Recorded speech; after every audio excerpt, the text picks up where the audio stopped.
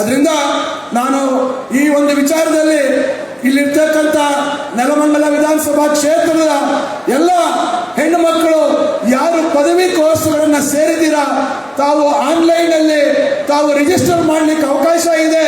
ಅದು 3 ವರ್ಷ ಕೋರ್ಸ್ ಇರ್ಬೋದು, 4 ವರ್ಷ ಇರ್ಬೋದು, ಇಲ್ಲ 4 ವರ್ಷ ಕೋರ್ಸ್ ಇರ್ಬೋದು. ಆದರೆ ಪೂರ್ತಿ ಪ್ರತಿ ವರ್ಷ ನಿಮಗೆ 30,000 ಕೊಡ್ತಾರೆ. ಹೆಣ್ಣು ಮಕ್ಕಳು ತಮ್ಮ ಸ್ವಂತ ಕಾಲ ಮೇಲೆ ನಿಲ್ಲಬೇಕು ಅಂತಕ್ಕಂಥ ಉದ್ದೇಶ, ಮಧ್ಯದಲ್ಲಿ ಅವರು ಪದವಿ ಓದ್ತಕ್ಕಂಥದ್ದು ಬಿಡಬಾರ್ದು ಅಂತಕ್ಕಂಥ ಉದ್ದೇಶದಿಂದ ಇವತ್ತು ಒಂದು ಕಾರ್ಯಕ್ರಮ ಹಮ್ಮಿಕೊಂಡಿದ್ದಾರೆ. ಇದರಲ್ಲಿ ಒಂದು ವಿಶೇಷತೆ ಇದೆ. ತಾವುಗಳು ಪ್ರತಿ ವರ್ಷ ತಾವು ಉತ್ತೀರ್ಣರಾಗಬೇಕು, ಪಾಸ್ ಆಗಬೇಕು. ಅನುತ್ತೀರ್ಣರಾದ್ರೆ ಈ ಯೋಜನೆ ಲಾಭ ನಿಮಗೆ ಸಿಗೋದಿಲ್ಲ. ಇದನ್ನ ತಾವು ಗಮನದಲ್ಲಿ ಇಟ್ಕೋಬೇಕಾಗತ್ತೆ. ಅದರಿಂದ ಈ ರೀತಿಯಾಗಿ ಹಲವಾರು ಕಾರ್ಯಕ್ರಮಗಳನ್ನ ನಾವು ಕೌಶಲ್ಯಕ್ಕೆ ಹೆಚ್ಚು ಆದ್ಯತೆಯನ್ನು ಕೊಡುವಂತ ಕೆಲಸವನ್ನು ಮಾಡ್ತಾ ಇದ್ದೇವೆ. ತಮಗೆ ಗೊತ್ತಿದೆ, ಇವತ್ತು ಕೈಗಾರಿಕೆಗಳು, ಇವತ್ತು ತಾವು ಬೆಂಗಳೂರು ಸಮೀಪದಲ್ಲಿದ್ದೀರಾ, ಇಲ್ಲಿ ಬಹಳಷ್ಟು ಕೈಗಾರಿಕೀಕರಣ ಆಗಿದೆ. ಇಂತಹ ಸಂದರ್ಭದಲ್ಲಿ ನೀವು ಕೈಗಾರಿಕೆಗಳಲ್ಲಿ ಉದ್ಯೋಗವನ್ನು ಬಯಸಿ ಹೋಗುವಂತ ಸಂದರ್ಭದಲ್ಲಿ ಅವರು ಕೇಳ್ತಾರೆ, ನಿಮಗೆ ಅನುಭವ ಇದೆ ಅಂತ ಕೇಳ್ತಾರೆ. ನಿಮಗೆ ಅವಕಾಶನೇ ಕೊಡದೇ ಇದ್ರೆ ಅನುಭವ ಎಲ್ಲಿಂದ ಬರ್ಲಿಕ್ಕೆ ಸಾಧ್ಯ ಇದೆ? ಬಹಳಷ್ಟು ಜನ ಮಕ್ಕಳು ಬಹಳ ನಿರುತ್ಸಾಹದಿಂದ ಬಂದು, ಸರ್ ನಾನು ಇಂಜಿನಿಯರಿಂಗ್ ಮಾಡಿದ್ದೀನಿ, BBA ಮಾಡಿದ್ದೀನಿ, BCA ಮಾಡಿದ್ದೀನಿ, ನನಗೆ ಉದ್ಯೋಗ ಸಿಗ್ತಾ ಇಲ್ಲ ಅಂತಕ್ಕಂಥ ಪರಿಸ್ಥಿತಿಯಲ್ಲಿ ನಾವಿದ್ದೇವೆ. ಅದರಿಂದ ನಮ್ಮ ಸರ್ಕಾರ ಅಸ್ತಿತ್ವಕ್ಕೆ ಬಂದಾಗಿನಿಂದ ನಾವು ಇವತ್ತು ಒಂದು ಕೈಗಾರಿಕೆ ಮತ್ತು ಶೈಕ್ಷಣಿಕ ವ್ಯವಸ್ಥೆ ಒಟ್ಟಿಗೆ ಹೋಗಬೇಕು ಅಂತಕ್ಕಂಥದ್ದು. ಕೈಗಾರಿಕೆ ಅವರ ಬೇಡಿಕೆ ಏನಿದೆ, ಅವರ ನಿರೀಕ್ಷೆ ಏನಿದೆ, ಆ ನಿರೀಕ್ಷೆಯಂತೆ ಕೌಶಲ್ಯಕ್ಕೆ ಹೆಚ್ಚು ಒತ್ತು ಕೊಡ್ತಕ್ಕಂಥ ಕೆಲಸವನ್ನು ನಾವು ಮಾಡ್ತಾ ಇದ್ದೇವೆ. ಇವತ್ತು ಹಲವಾರು ಕಾರ್ಯಕ್ರಮಗಳನ್ನು ನಾವು ಹಮ್ಮಿಕೊಂಡಿದ್ದೇವೆ. ಕಳೆದ 2024-25ನೇ ಸಾಲಿನಲ್ಲಿ ನಾವು AEDP ಅಂತಕ್ಕಂಥ ಒಂದು ಕಾರ್ಯಕ್ರಮವನ್ನು ನಾವು ಪ್ರಾರಂಭ ಮಾಡಿದ್ವಿ. ಅಪ್ರೆಂಟಿಸ್ಶಿಪ್ ಎಂಬೆಡೆಡ್ ಡಿಗ್ರಿ ಪ್ರೋಗ್ರಾಮ್ ಅಂತಕ್ಕಂಥ ಕಾರ್ಯಕ್ರಮ ತಮಗೆ ಈಗಾಗಲೇ 2ನೇ ವರ್ಷ ನಡೀತಾ ಇದೆ. ಸುಮಾರು 2,500 ಮಕ್ಕಳು ಈ 2 ವರ್ಷದಲ್ಲಿ ಅಲ್ಲಿ ಸೇರಿದ್ದಾರೆ. ಇದರ ವಿಶೇಷತೆ ಏನಂದ್ರೆ, ಇದು ಪ್ರತ್ಯೇಕವಾಗಿರ್ತಕ್ಕಂಥ ಪದವಿ ಕಾರ್ಯಕ್ರಮ. ಇದು BCom ಇನ್ ರಿಟೇಲ್, BCom ಇನ್ ಇ-ಕಾಮರ್ಸ್, BCom ಇನ್ ಲಾಜಿಸ್ಟಿಕ್ಸ್, BCom ಇನ್ BFSI ಅಂತ ಹೇಳಿ, ಬ್ಯಾಂಕಿಂಗ್, ಫೈನಾನ್ಸ್, ಸರ್ವಿಸ್, ಇನ್ಶೂರೆನ್ಸ್ ಅಂತ ಹೇಳಿ. ಇವತ್ತು ತಮಗೆ ಗೊತ್ತಿದೆ, ಈ ನೆಲಮಂಗಲ ರಸ್ತೆಯಲ್ಲಿ ಬಂದ್ರೆ ಇವತ್ತು ಬಹಳಷ್ಟು ಕಡೆ ಇವತ್ತು ದೊಡ್ಡ ವೇರ್ ಹೌಸಿಂಗ್ ಕಾರ್ಪೊರೇಷನ್ಸ್ ಎಲ್ಲ ಇದಾವೆ. ಇವತ್ತು ಅದನ್ನ ಲಾಜಿಸ್ಟಿಕ್ ವ್ಯವಸ್ಥೆ ಅಂತ ಹೇಳ್ತೀವಿ, ಲಾಜಿಸ್ಟಿಕ್ಸ್ ಅಂತ ಹೇಳ್ತೀವಿ.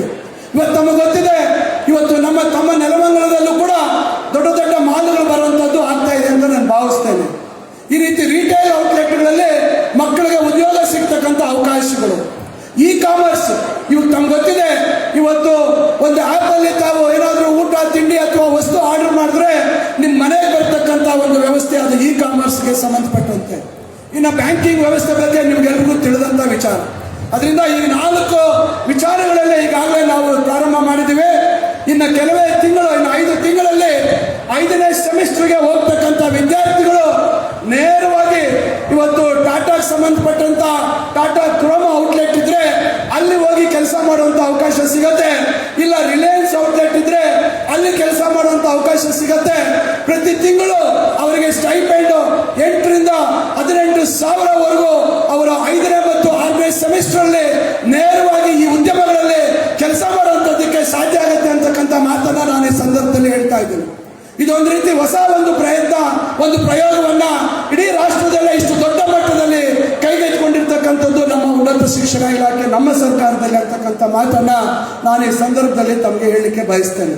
ಅದರಿಂದ ಇವತ್ತು ತಾಂತ್ರಿಕ ಶಿಕ್ಷಣ ಪಾಲಿಟೆಕ್ನಿಕ್ ಅಲ್ಲಿ ಇವತ್ತು ಹೆಚ್ಚಿನ ಸೌಲಭ್ಯ ಕೊಡಬೇಕು ಅಂತ ಹೇಳಿ ಏಷ್ಯನ್ ಡೆವಲಪ್ಮೆಂಟ್ ಬ್ಯಾಂಕ್ ಮುಖಾಂತರ 2,500 ಕೋಟಿಗಳ ಸಾಲವನ್ನು ಪಡ್ಕೊಂಡು ನಮ್ಮ ಬಡ ಮಕ್ಕಳಿಗೆ ಯಾರು ಇವತ್ತು ಹೆಚ್ಚಿನ ಮಟ್ಟದಲ್ಲಿ ಒಂದು ಶುಲ್ಕವನ್ನು ಕೊಡಲಿಕ್ಕೆ ಕಷ್ಟ ಇದೆ, ಏನಿವತ್ತು ಪರಿಶಿಷ್ಟ ಜಾತಿ, ಪರಿಶಿಷ್ಟ ಪಂಗಡ, ಅಲ್ಪಸಂಖ್ಯಾತರು ಮತ್ತು ಹಿಂದುಳಿದ ವರ್ಗ ಅಥವಾ ಇನ್ನು ಯಾವುದೇ ವರ್ಗದ ಬಡ ಮಕ್ಕಳು ಇವತ್ತು ಸರ್ಕಾರದ ಕಾಲೇಜುಗಳಲ್ಲಿ ಓದ್ತಕ್ಕಂಥವರಿಗೆ ನಾವು ಶೈಕ್ಷಣಿಕವಾಗಿ ಅವರ ಪ್ರಗತಿಗೆ ಹೆಚ್ಚು ಆದ್ಯತೆ ಕೊಡಬೇಕು. ಅವರು ಕೈಗಾರಿಕಾ ತಯಾರಾಗಿ ಇಂಡಸ್ಟ್ರಿ ರೆಡಿ ಆಗಿ ಅವರು ಹೊರಗೆ ಬರಬೇಕು ಅಂತಕ್ಕಂಥ ದೃಷ್ಟಿಯಲ್ಲಿ ನಾವು ಕೌಶಲ್ಯಕ್ಕೆ ಹೆಚ್ಚು ಆದ್ಯತೆ ಕೊಡ್ತಕ್ಕಂಥ ಕಾರ್ಯಕ್ರಮವನ್ನು ಮಾಡ್ತಾ ಇದ್ದೀವಿ. ಸೆಂಟರ್ಸ್ ಆಫ್ ಎಕ್ಸಲೆನ್ಸ್ ಅನ್ನ ಮಾಡ್ತಾ ಇದ್ದೀವಿ. ಬಹಳ ಇಡೀ ದೇಶದಲ್ಲೇ ಯಾರು ಈ ಒಂದು ಪ್ರಯೋಗ ಮಾಡಲಿಲ್ಲ, ಅದನ್ನು ಮಾಡುವಂತ ಕೆಲಸವನ್ನು ನಾವು ಮಾಡ್ತಾ ಇದ್ದೀವಿ. ಅದರಿಂದ ಇವತ್ತು ಉನ್ನತ ಶಿಕ್ಷಣಕ್ಕೆ ಒಂದು ಹೊಸ ರೂಪವನ್ನು ಕೊಡ್ತಕ್ಕಂಥ ಒಂದು ಪ್ರಯತ್ನ ನಾವು ಮಾಡ್ತಾ ಇದ್ದೀವಿ. ಅದರಿಂದ ನಾನು ಈ ಸಂದರ್ಭದಲ್ಲಿ ಹೇಳ್ತಕ್ಕಂಥದ್ದಿಷ್ಟೇ, ನಮ್ಮ ಮಕ್ಕಳು ತಮ್ಮಲ್ಲಿರ್ತಕ್ಕಂಥ ಪ್ರತಿಭೆಯ ಬಗ್ಗೆ ಮೊದಲು ತಮಗೆ ವಿಶ್ವಾಸ ಬರಬೇಕು. ನಮ್ಮಲ್ಲಿರ್ತಕ್ಕಂಥ ಒಂದು ಏನು ದೇವರು ಕೊಟ್ಟಿರ್ತಕ್ಕಂಥ ಒಂದು ಕಲೆ, ಅದರ ಮೇಲೆ ನಮ್ಗೆ ವಿಶ್ವಾಸ ಬರಬೇಕು. ಇವತ್ತು ಅವಕಾಶಗಳು ಯಾವುದು ನಮ್ಮ ಮನೆ ಬಾಗಿಲು ಬರೋದಿಲ್ಲ. ಅವಕಾಶಗಳನ್ನ ಬೆನ್ನಟ್ಟಿ ಹೋದಾಗ ಖಂಡಿತ ಯಶಸ್ಸನ್ನು ಸಾಧಿಸಲಿಕ್ಕೆ ಸಾಧ್ಯ ಆಗುತ್ತೆ. ಈ ನಿಟ್ಟಿನಲ್ಲಿ ನಮ್ಮ ಮನಸ್ಥಿತಿ ಇರಬೇಕು. ನಾನು ಮತ್ತೊಂದು ಕಿವಿ ಮಾತು ಹೇಳಲಿಕ್ಕೆ ಬಯಸ್ತೇನೆ. ಇವತ್ತು ನನ್ನ ಕ್ಷೇತ್ರ ಇರ್ಬೋದು, ಎಲ್ಲ ಕ್ಷೇತ್ರಗಳಲ್ಲಿ ಇರ್ಬೋದು, ಇವತ್ತು ಪೋಷಕರಲ್ಲಿ ಇಂಗ್ಲಿಷ್ ಮಾಧ್ಯಮದ ಶಾಲೆ, ಆಂಗ್ಲ ಮಾಧ್ಯಮದ ಶಾಲೆಗಳ ಬಗ್ಗೆ ಬಹಳಷ್ಟು ವ್ಯಾಮೋಹವನ್ನು ಇವತ್ತು ಬೆಳೆಸ್ಕೊಂಡಿದ್ದಾರೆ. ಆದರೆ ಯಾವ ಗುಣಮಟ್ಟದ ಶಾಲೆಗಳಿದ್ದಾವೆ ಅಂತಕ್ಕಂಥದ್ರ ಬಗ್ಗೆ ನಾನು ಚರ್ಚೆ ಮಾಡಕ್ಕೆ ಹೋಗೋದಿಲ್ಲ. ಆದರೆ ನಾನು ಇಲ್ಲಿರ್ತಕ್ಕಂಥ ಮಕ್ಕಳಿಗೆ ಹೇಳ್ತಕ್ಕಂಥದ್ದು ಇಷ್ಟೇ, ನಮ್ಮ ಮನೆಯಲ್ಲಿ ನಮ್ಮ ಕನ್ನಡ ಭಾಷೆಯನ್ನು ಮಾತಾಡೋಣ, ನಮ್ಮ ಸ್ನೇಹಿತರು ನಮ್ಮ ಬಂಧುಗಳ ಹತ್ರ ಮಾತಾಡೋಣ. ಆದರೆ ಒಮ್ಮೆ ನೀವು ಕಾಲೇಜು ಆವರಣಕ್ಕೆ ಹೋದಾಗ ನಾನು ತಮ್ಮೆಲ್ಲರಲ್ಲೂ ವಿನಂತಿ ಮಾಡ್ಕೊಳ್ತೇನೆ, ದಯವಿಟ್ಟು ಎಷ್ಟು ಸಾಧ್ಯ ಆಗುತ್ತೆ ಅಷ್ಟು ಆಂಗ್ಲ ಭಾಷೆಯಲ್ಲಿ ತಮ್ಮ ಸಹಪಾಠಿಗಳ ಜೊತೆ ಮಾತಾಡುವಂಥ ಒಂದು ಪ್ರಯತ್ನ ತಾವು ಮಾಡಿದಾಗ ಮುಂದೆ ನಾವು ಪಡಿತೀರಾ, ಏನು ತಾವು ಪದವಿ ಪಡಿತೀರಾ, ಉದ್ಯೋಗ ಲಭಿಸುವಂಥದ್ದಕ್ಕೆ ಹೆಚ್ಚು ನೀವು ಆತ್ಮಸ್ಥೈರ್ಯದಿಂದ ನೀವು ಅಲ್ಲಿ ಏನು ಇಂಟರ್ವ್ಯೂಗೆ ಹೋಗ್ತೀರಾ, ಆ ಇಂಟರ್ವ್ಯೂಗೆ ಹೋಗುವಂಥ ಸಂದರ್ಭದಲ್ಲಿ ಅವ್ರು ಕೇಳುವಂಥ ಪ್ರಶ್ನೆಗಳೇ ಸುಲಲಿತವಾಗಿ ಆಂಗ್ಲ ಭಾಷೆಯಲ್ಲಿ ಹೇಳಿದಾಗ ನಿಮಗೆ ಸುಲಭವಾಗಿ ಉದ್ಯೋಗ ಸಿಗುವಂಥ ಅವಕಾಶಗಳಿದ್ದಾವೆ. ಯಾಕಂದ್ರೆ ಇವತ್ತು ಬಹಳಷ್ಟು ಮಲ್ಟಿನ್ಯಾಷನಲ್ ಕಂಪನೀಸ್ ಇವತ್ತು ನಮ್ಮ ಬೆಂಗಳೂರು ಮತ್ತು ಕರ್ನಾಟಕದಲ್ಲಿದ್ದಾವೆ. ಅವಕಾಶಗಳು ಬಹಳಷ್ಟು ಹೆಚ್ಚಿದ್ದಾವೆ. ಇವತ್ತು ವಿವಿಧ ಕ್ಷೇತ್ರಗಳಲ್ಲಿ ಇವತ್ತು ಆಂಗ್ಲ ಭಾಷೆಯನ್ನು ಬಳಸ್ತಕ್ಕಂಥ ಅನಿವಾರ್ಯತೆ ಇವತ್ತು ನಮ್ಮ ಮುಂದೆ ಇದೆ. ಅದರಿಂದ ನಾನು ಎಲ್ಲರಿಗೂ ಹೇಳ್ತಕ್ಕಂಥದ್ದು ಇಷ್ಟೇ, ತಾವು ಇವತ್ತು ಆಂಗ್ಲ ಭಾಷೆ, ಇವತ್ತು ಇಂಗ್ಲಿಷ್ ಕಮ್ಯುನಿಕೇಶನ್ ಸ್ಕಿಲ್ಸ್, ಇವತ್ತು ಸ್ಪೋಕನ್ ಇಂಗ್ಲಿಷ್ ಇರ್ಬೋದು, ಇವೆಲ್ಲವನ್ನ ನೀವು ಹೆಚ್ಚು ಅದಕ್ಕೆ ಒತ್ತು ಕೊಡ್ತಕ್ಕಂಥ ಕೆಲಸ ಆಗಬೇಕು ಅಂತಕ್ಕಂಥ ಮಾತನ್ನ ನಾನು ಈ ಸಂದರ್ಭದಲ್ಲಿ ಹೇಳ್ತಾ ಇದ್ದೀನಿ. ಮತ್ತೊಂದು ವಿಚಾರ, ಇವತ್ತು ತಾವೆಲ್ಲರೂ ನಿಷ್ಕಲ್ಮಶವಾದಂತಹ ಮನಸ್ಸಿರ್ತಕ್ಕಂಥ ವಿದ್ಯಾರ್ಥಿಗಳು.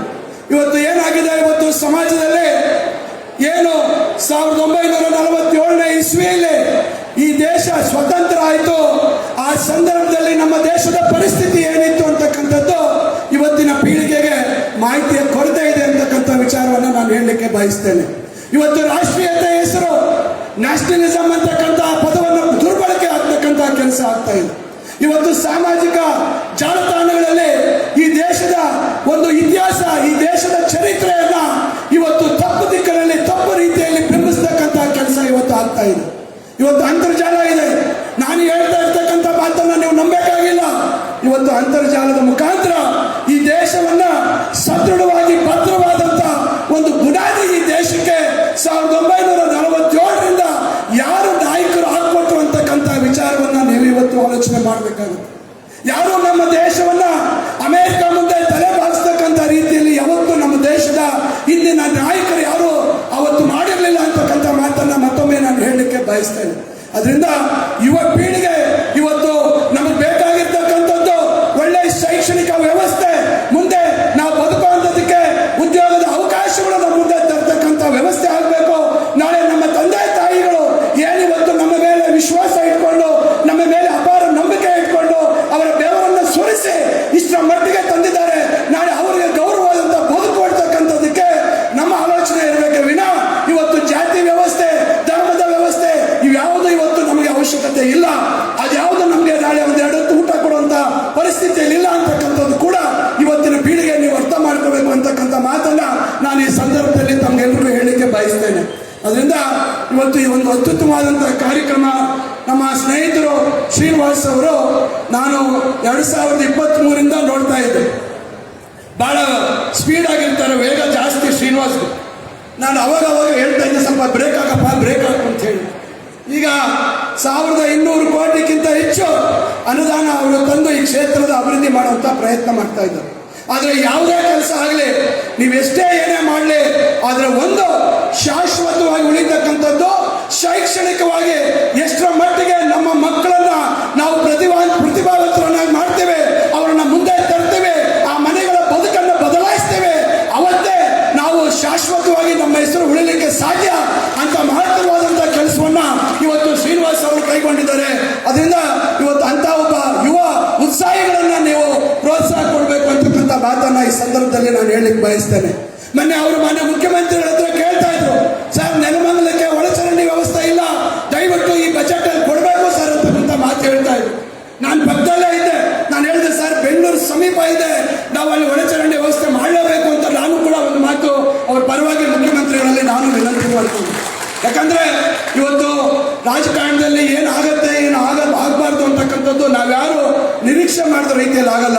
ಈಗ ಜನ ನಮಗೆ ಕೊಟ್ಟಿರ್ತಕ್ಕಂಥ ಅವಕಾಶ, ಆ ಅವಕಾಶವನ್ನು ಯಾವ ರೀತಿ ಆ 5 ವರ್ಷಗಳಲ್ಲಿ ನಾವು ಸದ್ಬಳಕೆ ಮಾಡ್ಕೊಳ್ತೇವೆ, ಅದು ಇವತ್ತು ಶಾಶ್ವತವಾಗಿ ಉಳಿತಕ್ಕಂಥದ್ದು. ಸೋಲು ಗೆಲುವು ಸಹಜ, ಆದ್ರೆ ನಾವು ಮಾಡಿರ್ತಕ್ಕಂಥ ಕೆಲಸ ಅದು ಶಾಶ್ವತ ಅಂತಕ್ಕಂಥ ನಿಟ್ಟಿನಲ್ಲಿ ಇವತ್ತು ನಿಸ್ವಾರ್ಥವಾಗಿ ಇವತ್ತು ಶ್ರೀನಿವಾಸ್ ಅವರು ಈ ಕ್ಷೇತ್ರದಲ್ಲಿ ತಮ್ಮ ಒಂದು ಎಲ್ಲ ಪ್ರಯತ್ನವನ್ನು ಅಗಲಿರಲು ಇವತ್ತು ಅವರು ಇಲ್ಲಿ ಶ್ರಮಿಸ್ತಾ ಇದ್ದಾರೆ ಅಂತಕ್ಕಂಥ ಮಾತನ್ನ ನಾನು ಈ ಸಂದರ್ಭದಲ್ಲಿ ಹೇಳಲಿಕ್ಕೆ ಬಯಸ್ತೇನೆ. ಇದನ್ನ ಮತ್ತೊಬ್ಬರ ಬಗ್ಗೆ ನಾನು ಇಲ್ಲಿ ಹೇಳಲೇಬೇಕು. ಡಿ.ಕೆ. ಸುರೇಶ್ ಅವರು ನನಗೆ ಸುಮಾರು 25 ವರ್ಷಗಳಿಂದ ಡಿ.ಕೆ. ಸುರೇಶ್ ಅವರು, ಡಿ.ಕೆ. ಶಿವಕುಮಾರ್ ಸಾಹೇಬರು ಯಾವತ್ತಿಂದ ಪರಿಚಯ, ಅವತ್ತಿಂದಾನು ನನಗೆ ಡಿ.ಕೆ. ಸುರೇಶ್ ಅವರು ನನಗೆ ಪರಿಚಯ. ಅವತ್ತು ಅವರು ಸಕ್ರಿಯ ರಾಜಕಾರಣದಲ್ಲಿ ಇರಲಿಲ್ಲ. ಅವರು ಮತ್ತು ರವಿ ಇಬ್ಬರು ನನಗೆ ಅವತ್ತಿಂದ ಆತ್ಮೀಯ ಗೆಳೆಯರು. ಆದರೆ ಶಿವಕುಮಾರ್ ಅವರು ರಾಜಕಾರಣದಲ್ಲಿ ಒಂದೊಂದು ಮೆಟ್ಲು ಹತ್ತುತ್ತಾ ಇದ್ರೆ ಅಲ್ಲಿ ಕ್ಷೇತ್ರದಲ್ಲಿ ಸ್ಟೀರಿಂಗ್ ತಿರುಗಿಸ್ತಾ ಇದ್ದಿದ್ದು ಇವರಿಬ್ಬರೇ.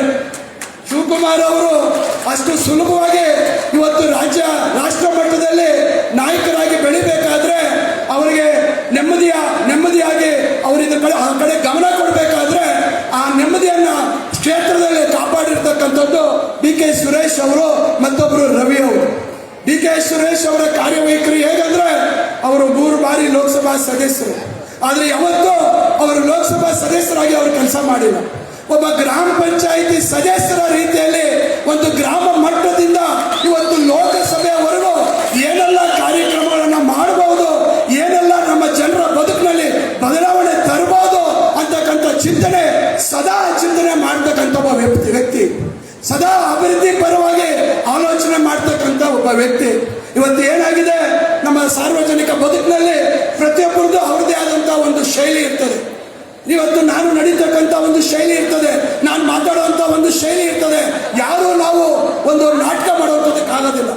ಸಿನಿಮಾ ನೋಡ್ತೇವೆ, ಯಾವ ಪಾತ್ರ ಕೊಟ್ಟರೆ ಆ ಪಾತ್ರಕ್ಕೆ ಸೀಮಿತವಾಗಿ ಇವತ್ತು ಕಲಾವಿದರು ಅದಕ್ಕೆ ಹೊಂದ್ಕೊಳ್ಳುವಂಥ ಕೆಲಸ ಮಾಡ್ತಾರೆ. ಆದರೆ ರಾಜಕಾರಣದಲ್ಲಿ ನಾವು ನಿರಂತರ ಪ್ರತಿ ದಿವಸ ನಮ್ಮ ಒಂದು ಕಲೆಯನ್ನು ನಾವು ಪ್ರದರ್ಶನ ಮಾಡುವಂಥ ಪರಿಸ್ಥಿತಿ. ಆದರೆ ಅದು ಆ ಒಂದು ಪಾತ್ರಕ್ಕೆ ಸೀಮಿತವಾಗಿ ನಾವು ಪ್ರದರ್ಶನ ಮಾಡುವಂಥ ಒಂದು ನಮ್ಮ ಒಂದು ವ್ಯಕ್ತಿತ್ವ ಅಲ್ಲ. ಅದು ಸುರೇಶ್ ಅವ್ರದ್ದು ಅವ್ರದ್ದೇ ಆದಂಥ ಒಂದು ವ್ಯಕ್ತಿತ್ವ ಇದೆ. ಕೆಲವರು ಅದನ್ನು ಬೇರೆ ರೀತಿ ಅರ್ಥ ಮಾಡ್ಕೊಳ್ಳುವಂಥದ್ದು ಇರ್ತದೆ. ಇವತ್ತು ನಮ್ಮಲ್ಲಿರ್ತಕ್ಕಂಥ ಸಮಸ್ಯೆ. ಬಹುಶಃ ನಾನು ಮನಸ್ಸಲ್ಲೂ ನೆನೆಸ್ಕೊಳ್ಳಿಲ್ಲ ಸುರೇಶ್ ಅವರಿಗೆ ಈ ರೀತಿಯಾಗಿ ಆ ಕ್ಷೇತ್ರದ ಜನ ಪರಿಸ್ಥಿತಿಯನ್ನ ತರ್ತಾರೆ, ಅವರಿಗೆ ಸೋಲು ಕೊಡ್ತಾರೆ ಅಂತಕ್ಕಂಥದ್ದು ನಾನು ನಿರೀಕ್ಷೆ ಮಾಡಲಿಲ್ಲ. ಪ್ರತಿಯೊಂದು ನೀವು ನೋಡಬೇಕು, ಆ ಒಂದು ಲೋಕಸಭಾ ಕ್ಷೇತ್ರದಲ್ಲಿ ಒಂದು ಬಸ್ ನಿಲ್ದಾಣ ನೋಡಬೇಕು, ಅಲ್ಲಿ ಅವರು ತೆಗೆದುಕೊಂಡಿರ್ತಕ್ಕಂಥ ಕಾರ್ಯಕ್ರಮಗಳು. ಮನ್ರೇಗಾ ವಿಚಾರದಲ್ಲಿ ಇಡೀ ಕೇಂದ್ರ ಸರ್ಕಾರ ತನಿಖೆ ಮಾಡಕ್ಕೆ ಬಂತು, ಕಡೆಗೆ ಇದು ಇಡೀ ರಾಷ್ಟ್ರದಲ್ಲಿ ಅತ್ಯುತ್ತಮವಾಗಿ ಇಲ್ಲಿ ಮನ್ರೇಗಾ ಕಾರ್ಯಕ್ರಮ ಅನುಷ್ಠಾನ ಆಗಿದೆ ಅಂತೇಳಿ ಅವರಿಗೆ ಪ್ರಶಸ್ತಿಯನ್ನು ಕೊಟ್ಟು ಸರ್ಟಿಫಿಕೇಟ್ ಕೊಟ್ಟು ಹೋಗಿದೆ. ಅದನ್ನೇ ಇವತ್ತು ಅವರ ಶ್ರಮ. ಅದರಿಂದ ನಾನು ಹೇಳ್ತಕ್ಕಂಥದ್ದು ಇಷ್ಟೇ, ರಾಜಕಾರಣದಲ್ಲಿ ಸೋಲುಗಳಾಗ್ತದೆ. ನಾನು 2 ಬಾರಿ ಚುನಾವಣೆಯಲ್ಲಿ ಸೋತಿದ್ದೇನೆ, ಆದರೆ ಸೋಲು ಶಾಶ್ವತ ಆಗ್ಲಿಕ್ಕೆ ಸಾಧ್ಯ ಇಲ್ಲ.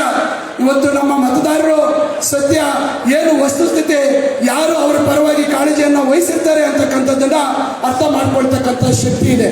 ತಾತ್ಕಾಲಿಕವಾಗಿ ಕೆಲವು ಮಾತುಗಳಿಗೆ ಮರಳಾಗ್ತಕ್ಕಂಥದ್ದು ನಾವು ನೋಡಿದ್ದೇವೆ. ಅದರಿಂದ ಇವತ್ತು ಡಿ.ಕೆ. ಸುರೇಶ್ ಅವರು ಈಗ ಅವರು ಎದೆಗುಂದತಕ್ಕಂಥ ಅವಶ್ಯಕತೆ ಇಲ್ಲ. ನನಗೆ ಗೊತ್ತಿದೆ ಅವರ ಮನಸ್ಥಿತಿ ಏನು ಅಂತಕ್ಕಂಥದ್ದು. ಅವರು ಯಾವತ್ತೂ ಅಧಿಕಾರದ ಹಿಂದೆ ಹೋದಂಥವರಲ್ಲ, ಅಧಿಕಾರಕ್ಕಾಗಿ ತಪನ ಪಡ್ತಕ್ಕಂಥವರಲ್ಲ. ಅವರು ನಿರಂತರವಾಗಿ ಅಭಿವೃದ್ಧಿ ದಿಕ್ಕಿನಲ್ಲಿ ಯೋಚನೆ ಮಾಡುವಂಥದ್ದು. ಅದರಿಂದ ಯಾಕಂದರೆ ಅವರ ಬಗ್ಗೆ ಹೇಳಲೇಬೇಕಾದಂಥದ್ದು ನನ್ನ ಕರ್ತವ್ಯ. ಅದರಿಂದ ಇವತ್ತು ಒಬ್ಬ ದೂರದೃಷ್ಟಿ ಇರ್ತಕ್ಕಂಥ ನಾಯಕರು ಈಗ ಅವರ ಹಾದಿಯಲ್ಲೇ ಶ್ರೀನಿವಾಸ್ ಅವರು ಸಹ ಈ ಕ್ಷೇತ್ರದ ಸರ್ವಾಂಗೀಣ ಅಭಿವೃದ್ಧಿಗೆ ಶ್ರಮ ವಹಿಸ್ತಾ ಇದ್ದಾರೆ ಅಂತಕ್ಕಂಥ ಮಾತನ್ನು ಹೇಳಿ ಮತ್ತೊಮ್ಮೆ ನಾನು ಎಲ್ಲ ವಿದ್ಯಾರ್ಥಿಗಳಲ್ಲಿ ವಿನಂತಿಸ್ಕೊಳ್ತೇನೆ, ನೀವು ಆತ್ಮವಿಶ್ವಾಸದಿಂದ ಮುಂದೆ ಹೆಜ್ಜೆ ಇಡಿ. ನಿಮ್ಮ ಖಂಡಿತ ಯಶಸ್ಸು ನಿಮ್ಮ ಮನೆ ಬಾಗಿಲಿಗೆ, ನಿಮ್ಮ ಆತ್ಮವಿಶ್ವಾಸವೇ ಅದನ್ನ ನಿಮ್ಮ ಮನೆ ಬಾಗಿಲಿಗೆ ತತ್ಕೊಂಡು ಬರ್ತದೆ ಅಂತಕ್ಕಂಥ ಮಾತನ್ನು ಹೇಳ್ತಾ ಇದ್ದೇನೆ. ಇವತ್ತು ಬಹಳಷ್ಟು ನಮ್ಮ ಮುಂದೆ ಅವಕಾಶಗಳು ಸವಾಲುಗಳಿದ್ದಾವೆ. ತಾವು ಅದನ್ನ ಸದುಪಯೋಗ ಮಾಡ್ಕೋಬೇಕು. ತಾವು ಮತ್ತಷ್ಟು ಪ್ರತಿಭೆ ಪುರಸ್ಕಾರಿಗಳಿಗೆ ಭಜನರು ಆಗಬೇಕು. ಮುಂದಿನ ದಿನಗಳಲ್ಲಿ ಇವತ್ತು ನೆಲಮಂಗಲದಿಂದ ಸಾಧಕರನ್ನ ಹೆಚ್ಚಿನ ಸಂಖ್ಯೆಯಲ್ಲಿ ಇವತ್ತು ರಾಷ್ಟ್ರ ಮತ್ತು ಅಂತಾರಾಷ್ಟ್ರೀಯ ಮಟ್ಟದಲ್ಲಿ ನಮ್ಮ ಮಕ್ಕಳು ಬೆಳಿಬೇಕು ಅಂತಕ್ಕಂಥ ಒಂದು ಮಾತನ್ನ ಈ ಸಂದರ್ಭದಲ್ಲಿ ಹೇಳ್ತಾ ಈ ಕಾರ್ಯಕ್ರಮಕ್ಕೆ ನನ್ನನ್ನು ಆಹ್ವಾನ ಮಾಡಿ ಒಂದೆರಡು ಮಾತು ತಮ್ಮ ಮುಂದೆ ಹೇಳಲಿಕ್ಕೆ ಅವಕಾಶ ಮಾಡಿಕೊಟ್ಟಂತ ಶ್ರೀನಿವಾಸ್ ಅವರಿಗೂ ಮತ್ತು ಎಲ್ಲ ಅವರ ಸ್ನೇಹಿತರಿಗೆ, ಅವರ ಮುಖಂಡರಿಗೆ ಎಲ್ಲರಿಗೂ ನನ್ನ ಹೃದಯಪೂರ್ವಕವಾದಂತಹ ಧನ್ಯವಾದಗಳನ್ನು ಸಲ್ಲಿಸಿ ನನ್ನ ಮಾತು ಮುಗಿಸ್ತೇನೆ. ಜೈ ಹಿಂದ್, ಜೈ ಕರ್ನಾಟಕ. ಸಾಧಕರನ್ನ ಸೃಷ್ಟಿ ಮಾಡುವಂತಹ ಶ್ರೀನಿವಾಸ್ ಅವರ ಕಾರ್ಯವನ್ನು ಶ್ಲಾಘಿಸ್ತಾ ಶಿಕ್ಷಣದ ಉನ್ನತೀಕರಣಕ್ಕಾಗಿ ಹಾಗೂ ವಿದ್ಯಾರ್ಥಿಗಳ ಅನುಕೂಲಕ್ಕಾಗಿ ಯಾವೆಲ್ಲ ಯೋಜನೆಗಳನ್ನ ಇಲಾಖೆ ಹಮ್ಮಿಕೊಳ್ಳಲಾಗಿದೆ ಅಂತ ತಿಳಿಸ್ತಾ ಮಾತನಾಡಿದ ಮಾನ್ಯ ಸಚಿವರಾದ ಡಾಕ್ಟರ್ ಎಂ ಸಿ ಸುಧಾಕರ್ ಅವರಿಗೆ ಧನ್ಯವಾದಗಳು. ಇದೀಗ ಕಾರ್ಯಕ್ರಮದ ದಿವ್ಯ ಸಾನ್ನಿಧ್ಯ ವಹಿಸಿರುವಂತಹ ಗೌರಿಗದ್ದೆ ಆಶ್ರಮದ ಅವಧೂತ ಶ್ರೀ ವಿನಯ್ ಗುರೂಜಿ ಅವರು ಆಶೀರ್ವಾದ